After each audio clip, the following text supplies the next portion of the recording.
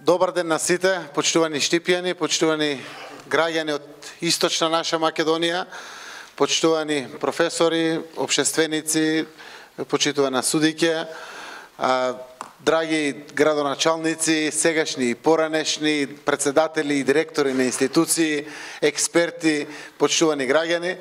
За мене е голема чест што во мојата источна Македонија, од која што потекнувам, имаме можност да водиме една ваква јавна дебата, која што, како што рече градоначалникот Бочварски, е од историско значење, заради тоа што нашата Македонија е влезена во еден сериозен процес, на кој што излезот се гледа некаде средината на јануари, каде што реално, основано очекуваме едно ново поглавје од нашата современа историја да се отвори во функција на перспективност и на државата и на граѓаните.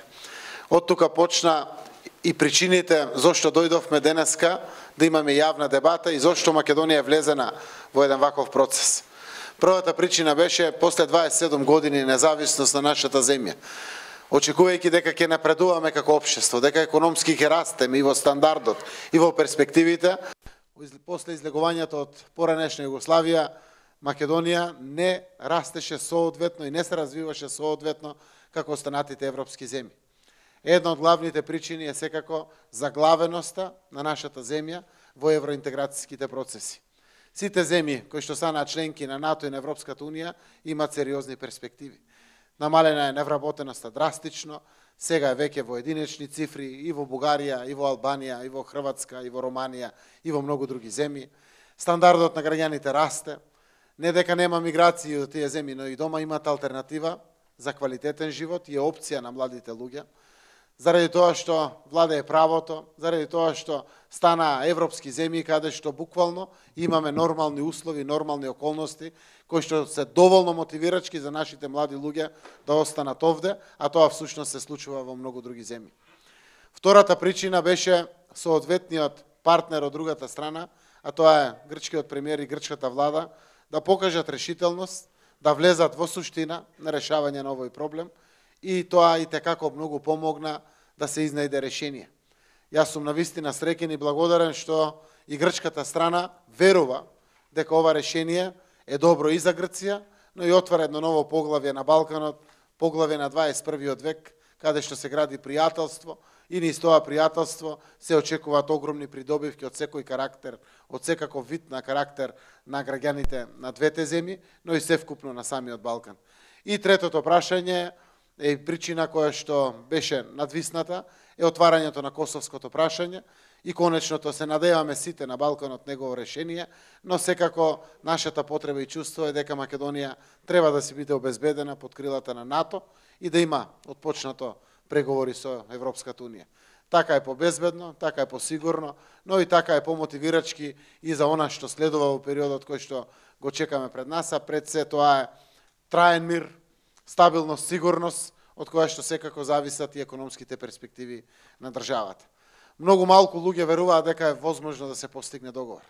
Договорот се постигна и ве уверувам дека е фер и правичен.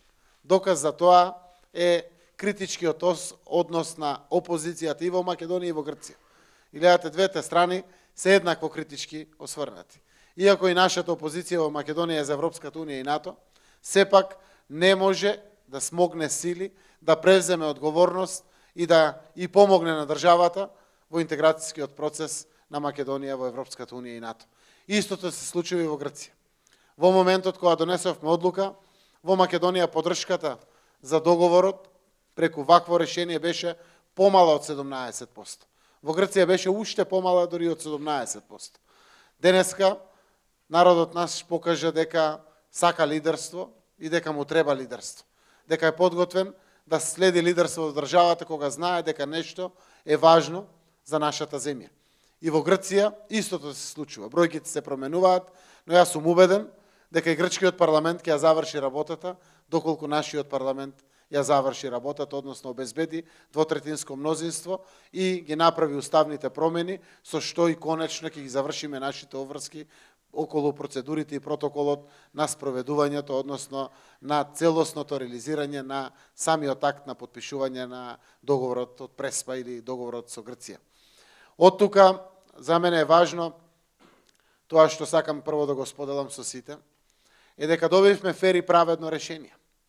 Дека сите знаеме дека отстапката што ја прави Македонија е додавка на зборчето Северна во нашето име. Друга Македонија во светот нема. Ние Македонија во нашето име го задржуваме. Но при тоа е факт дека од историскиот дел ние сме северниот дел.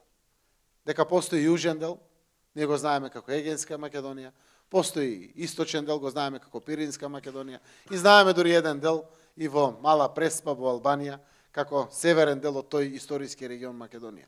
И решението за тоа е праведно. И добивме праведно решение, но паралелно со тоа, конечно го добивме нашето право на себе идентификација, дека сме македонци, дека зборуваме македонски јазик. Секако другите помалку бројни етнички заедници нема никаков спор, ниту па некој го спореше идентитетот, ниту на албанците, ниту на власите, ниту на србите, ниту на турците, ни на ромите, ни на бошњаците, ниту на помалку бројните заедници. На македонската заедница, како најголема заедница, имавме проблем. Сите знаеме дека дури и земјите кои што не признале, дури еве пријателска Европска Унија, во извештаите не нарекуваше вашиот народ, зборуваше за вашиот јазик, не ги употребуваше дури зборовите македонски народ, македонски јазик. Зошто? Заради тоа што веројатно ваквите извештаи ќе беа блокирани од страна на Европскиот парламент, затоа што таму Грција правеше проблем преку своите европски пратеници или своите представници во Европската комисија. И на сите тоа ни беше јасно. Иако не беа признале 137 земји членки, апсолутно не можевме да се предвижиме ниту 1 сантиметар понатаму, без разлика што од 2009 година до сега добиваме позитивни препораки за членство, за отпочнување на преговори со Европската Унија. Или од 2008 година, без разлика што председателот на Соединетите Американски држави објави дека Македонија заедно со Албанија и со Хрватска ќе бидат членки на НАТО. Тоа не се случи, заради тоа што одлуките се носат со консенсус. При едни вакви околности одлучивме да направиме чекор. Многу луѓе прашуваат зошто се направи тоа. Треба да знаете дека единствените три причини кои што ги спомнав, а тоа е 27 годишно искуство и заглавени овде, без да имаме било каква перспектива, без да имаме било каков напредок, изнаоѓањето на реална страна од другата страна, од грчка страна, да биде подготвена за договор и безбедносните околности во регионот дефинитивно беа најголемите причини. Секако, јас како председател на владата одлучив дека на вакви прашања можам и јас да продолжам како многу премиери претходно. Да велам колку тоа ние сме патриоти, колку тоа ние ќе се бориме, колку тоа е неправедна Грција према нас и слично, но Македонија да продолжи да тони и да продолжи да ни се иселуваат младите луѓе. Донесов одлука, без разлика на политичкиот рейтинг, да се донесе решение. Решението го донесов јас, со одлука на влада го потпиша министерот Димитров, учествувавме, цел тим ни помагаа многу експерти во самото решение и до денеска навистина имаме фер и праведно решение, кое што отвара огромни перспективи на нашата Македонија. Конечно, што добивме? Добивме исполнување на вековна аспирација на нашите татковци, дедовци и прадедовци. Имаме земја која што никој повеќе нема да ја оспорува. Да, ќе биде Република Северна Македонија, но никој повеќе нема да ни оспорува ова грутка парче земја, што ни е ставено во наследство. Од самостојноста 91 година ја имаме за наша и ќе ја имаме признаена од сите, во која што живее доминантно македонски народ, кој што е признаен од сите. Никој повеќе правото на самоопределување дека сум македонец или било кој од вас овде присутните по етнички карактер македонци нема да бидеме оспорувани од никој во светот. Нашиот македонски јазик, кој што е најголемата одлика на нашиот идентитет, од никој повеќе нема да биде оспоруван. Впрочем, за тоа се бореа и линденците наши, заради тоа гинале животи и во времето на Балканските војни, и во времето на Народно-слободителната војна, и аспирациите на нашите татковци со референдумот 91 и создавањето на самостојна и суверена Македонија беше да имаме земја која што никој повеќе нема да ја оспорува. Отвараме сериозни историски перспективи за нашата земја. Јас насекаде зборувам, има нации и народи кои што се по десетици, по 20, 30 милиони жители, немаат своја татковина. До ден денеска се борат за да имат своја татковина. Ние го имаме тоа. И тоа треба навистина да го сочуваме. Тоа обврска на денешните генерации. Во парламентот се отвори дебатата. Прво обезбедивме 80 пратеници кои што јасно дадоа до знаење дека ќе дадат шанса да отпочнат постапките за уставните промени. Се отвори дебатата и тогаш во првата фаза и во нацрт амандманите имаме и сериозна инклузивна дебата, каде што праѓаат конкретни предлози кои што во консултација со сите експерти веруваме дека и преку една ваква експертска дебата овде во Источна Македонија, во срцето на Источна Македонија, ќе можеме да извлечеме дополнителни поуки. Парламентот ги заврши првата и втората фаза. Следува трета фаза. Пред да дојде третата фаза, согласно нашиот устав и деловник, се отвараат јавните дебати и ова е четврта јавна дебата која што се држи во Македонија.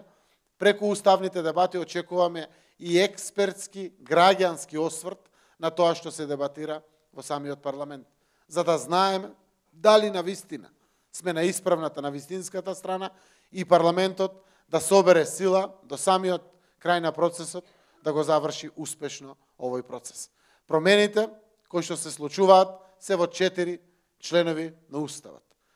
Амандманот 33, кој што се додава, вели во Уставот зборовите Република Македонија се заменуваат со зборовите Република Северна Македонија, а зборот Македонија се заменува со зборовите Северна Македонија, освен во членот 36, бидејќи во него зборот Македонија се спомнува во историски контекст, а не како име на нашата држава. Во согласно со договорот, со уставен закон ќе биде утврдена примената на одредбите во однос на важноста на веќе постоечките документи и материјали издадени од органите на власта на Република Македонија, односно самата примена како ќе навлегува и ќе зборуваме понатаму во текот на дебатата. Вториот амандман е амандманот 34 и се однесува на преамбулата. Во преамбулата одлуките на АСНОМ се заменуваат со прогласот на првото заседание на АСНОМ до македонскиот народ за одржаното заседание на АСНОМ. И секако се додаваат зборовите Охридски рамковен договор. Не е точно дека АСНОМ се брише, гледате дека два пати ќе се спомнува. Со тоа што одлуките на АСНОМ го опфаќаат и манифестот и другите документи на АСНОМ. Во делот тие документи има повик. Браќа од Грција и од Бугарија, обединете се. Да обединеме и таа територија. Тоа е прогласот на манифестот од АСНОМ. Ние денеска ниту имаме намера да освојуваме Грција, ниту Бугарија, ниту да нападнеме, ниту да приспоиме на Македонија. Наша задача и цел и желба е да се интегрираме во Европската Унија и конечно да ги тргнеме границите, да соработуваме со нашите соседи. И затоа овде алудираме на правните решенија кои што ја потврдува државноста и конститутивноста на Република Македонија. Се додава и делот на Охридскиот договор, затоа што најважните делови од Охридскиот договор се веќе инкорпорирани во Уставот од 2001 година. Сега се додава само насловот. И овде дебатата е отворена, дали тој дел треба да се додаде вака како што е досега додадено, или треба да се оддели посебно, заради тоа што конститутивноста на државата е верификувана секако со Крушевската република, со АСНОМ и со референдумот од 1991 година, и тогаш е создадена самостојна Република Македонија. А референдумот доаѓа 10 години подоцна, односно 2001 година.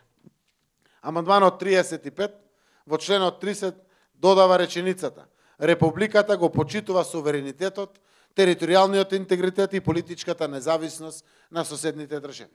Ова го додаваме од проста причина да уште еднаш на Грција и гарантираме дека немаме територијални аспирации и дека се неповредливи границите.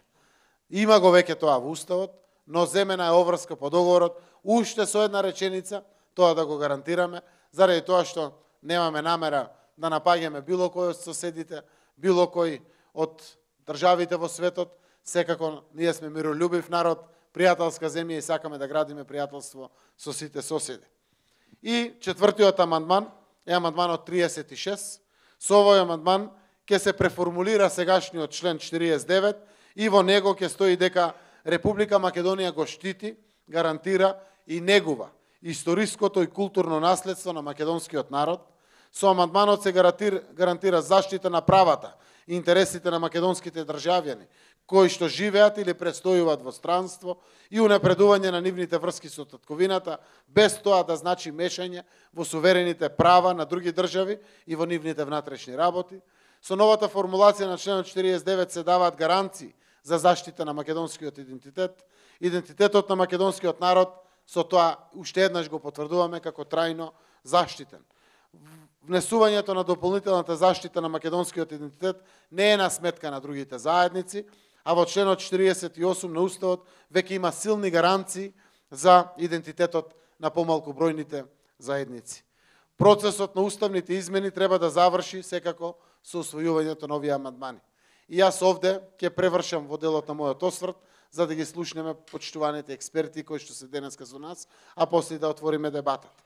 До сега, тоа што е отворено предизвика одредени предлози кои што се случија и од јавните дебати и од самите дебати во парламентот од страна на пратениците пред се на опозицијата. Прво, тоа што се сугерира е во делот на примената за дома. И тоа за мене е прифатливо како предлагач и овластен представник на владата, а тоа е постепената примена дома.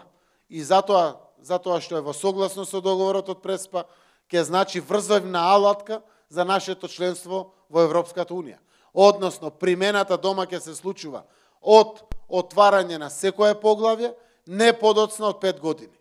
Така да ако е отварањето на поглавјето за образование, дипломите и сите документи ќе се применуваат со новото име од отварањето на поглавјето за образование во рок од 5 години. Целта е да мотивираме и Грција и цела Европа побрзо Македонија да влегува во Европската Унија. Или поглавјето 23 правосудство и безбедност, кое што исто така е врзано со личните документи, како што се пасошите, личните карти. Тоа значи дека не треба ние веднаш да ги промениме нашите лични документи. Туку имаме одреден период на отварање на поглавјата, не подоцна од 5 години. Како застаруваат документите и така ќе се применуваат, а при тоа ќе ја мотивираме Грција да дополнително го помогне целиот процес за Македонија побрзо да влегува во Европската Унија. Кога влегува во сила? Исто така е прифатливо да тоа биде условено и од грчка страна. Значи промените што ќе се донесат кај нас во парламентот, ако биде успешен процесот, сите овие 4 амандмани ќе влезат во сила откако грчкиот парламент ќе го ратификува договорот помеѓу Република Македонија и Република Грција, или договорот од Преспа, и исто време ќе направи ратификација на протоколот за членство на Македонија во НАТО. Штом тоа ќе го заврши, тогаш уставните амандмани ќе влезат во сила. Ако Грција тоа не го заврши, уставните амандмани се ништовни и невалидни и нема да влезат во сила. Понатаму, промената во Уставот е преамбулата која што се случува и со тоа се прави јасно разграничување што во суштина се менува во македонскиот устав.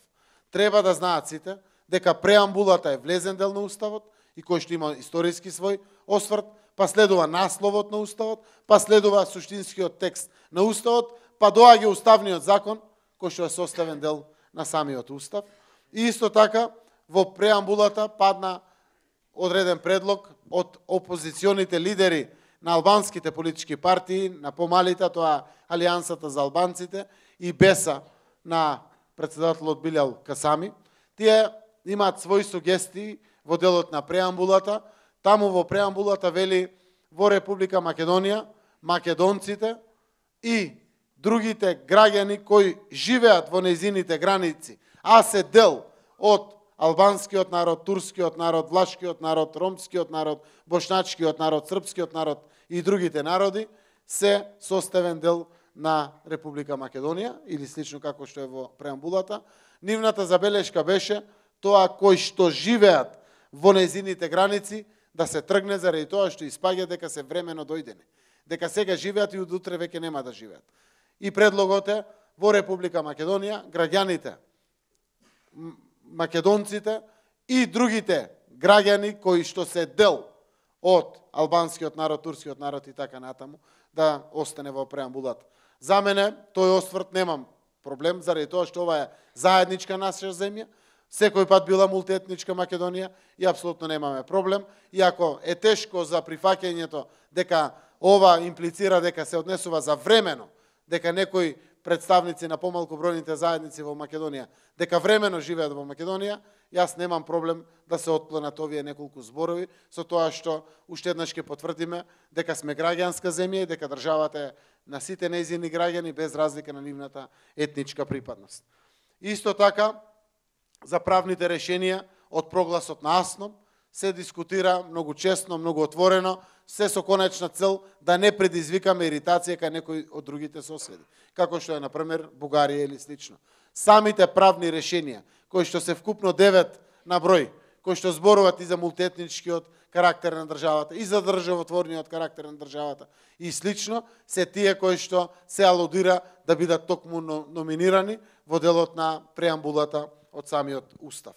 Истовремено имаше предлози да се додадат и други историски аспекти во самата преамбула, како што е Кресненското востание, како што се други историски одлуки или слично, но реакцијата на владата е дека овие историски одлуки, со чие што желба се има намера да се дополни уставот, се исто така легитимна потврда на историскиот податок на постоењето на Македонија и на македонскиот народ, но истовремено предизвикуваат одредена иритација кај одредените соседи и затоа мислиме дека не треба да одиме до бесконечност до доле. Или се предлага плюс да се додаде и уставот од 91 година. Овде очекуваме на вистина експертите да ни кажат дали во уставот од 91 година, кој што сега трпи промени, треба да се номинира и устав од 91 година. Во членот 49 во ставот 3 имаме реакција заради тоа што таму стои дека државата, Република Македонија, се грижи, еве сега ќе го прочитам како стои самиот. Амандманот 3 вика: Републиката се грижи за припадниците на македонскиот народ кои живеат во странство. И помалку бројните заедници овде реагираат и велат: добро, дали не се грижи за србите, за албанците, за турците кои што живеат во странство, а се од Македонија. И затоа предлогот е да се однесува дека Републиката се грижи за сите граѓани од диаспората и точка. Или за припадниците на заедниците, да се додаде дека се грижи за припадниците на македонската диаспора и за припадниците на другите заедници кои што исто така се наша диаспора. Од тука се отвара и ова дебата. Истовремено имаме предлог државјанството да се коригира во уставниот законник, заради тоа што како државјанство ќе стои македонско, а заради тоа што не сме сите само македонци по етникум во државата, стои кроз граѓани на Северна Македонија. Истовремено тоа го дефинира граѓанскиот или државјанството во државата. Тоа не го дефинира етничкиот основ на нашата етничка припадност и предлогот е во уставниот законник да се прецизира јасно што е државјанство, што е етничка припадност. Државјанство е граѓанство, дека сме државјани на Република Македонија, во иднина на Република Северна Македонија, и стои македонско, заради тоа што доминира етничката македонска заедница, и да се направи разграничување од етничката припадност како македонци, албанци, турци, срби, роми, власи и така натаму и така натаму.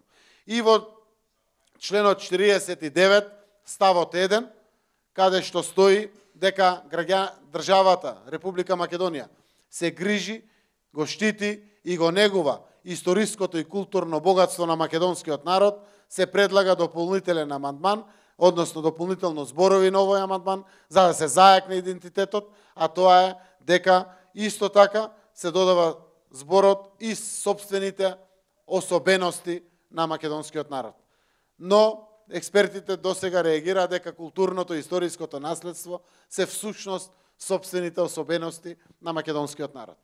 Тука се движи самата дебата и јас верувам дека ние ќе излеземе многу попоучени како властени предлагачи од сите експерти кои што присуствуваат на јавните дебати и од нашата јавност, од граѓаните, од стручните луѓе, на крајот на сите овие промени во Уставот. Јас сум уверен дека преку еден ваков инклузивен процес може Македонија да обезбеди двотретинско мнозинство во парламентот. Секако тоа ќе го знаеме некаде средината на јануари, кога е закажена последната пленарна седница за уставните промени, но убеден сум дека сите на крајот имаме одговорноста за нашата земја. Оти можеме секако да останеме вака, без ништо да промениме, но прашањето е што ќе им кажеме на нашите деца и на генерациите кои што доаѓаат после нас.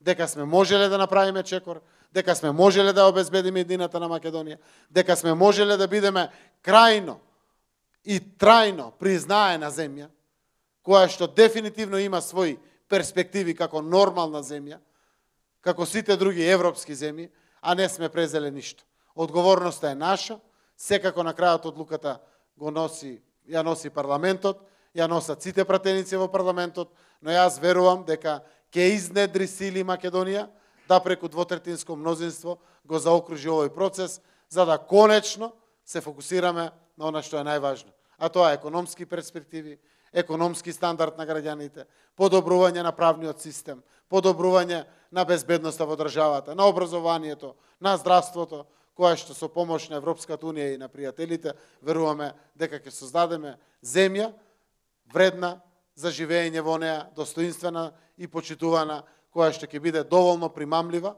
за нашите деца да останат овде во нашата земја. Благодарам и еве сега продолжуваме понатаму.